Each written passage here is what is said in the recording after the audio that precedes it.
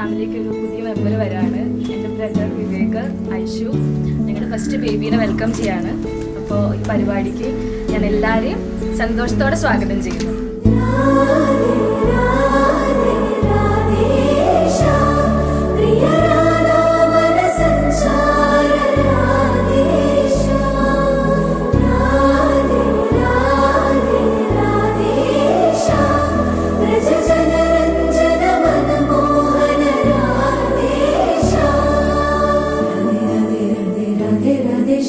Radhe